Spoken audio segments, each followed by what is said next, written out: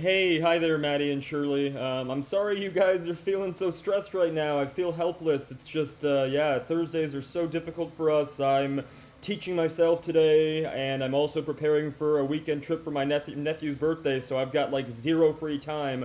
I wish I could help more on this. I did send out some messages to coaches to see if anyone could help you out today, but it's kind of up in the air based on their availability. I will let you know as soon as I can. But I was able to spend a couple minutes just looking through what Maddie has. The first issue that I see, don't worry, I didn't change her original game. I just made a copy of it and made some updates. So the first issue that I see is that she's relying only on the ground costume, and if she wants to change the ground and make different levels, what she wants to do is use the backdrop rather than the ground. So you can see in the example I made here that my backdrops, I noticed that she has some that are at kind of like a scale, but you can obviously create as many. This is how you would do a game with multiple levels. So the idea is what I did to change the code was I came in here and I set um, I changed it to the color since previously it was detecting the ground. So I made a single line. Obviously, Maddie can customize to use the same previous ground item that she had. And then if she ever wants to change the color, she just needs to grab the color. So I would say detect the color and not detect the actual sprite itself. So the way that makes it easier is that way you can set it to, for example, right over here is the the code that I added. Forever, if the ducky is touching the edge, so when it hits over here, switch to different backdrop. So then we can go into our backdrops and say, okay, so emo girl, so that's going to be changing to an angle. So if we press play, I made my ducky smaller just to make it easier on the eyes. I come over here and then I'm on my new little level there.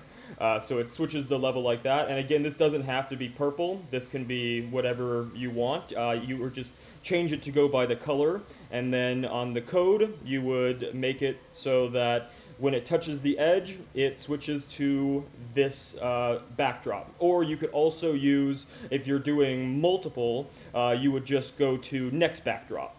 So you would just have them set up in order within your backdrops, 1, 2, 3, 4 for all your levels.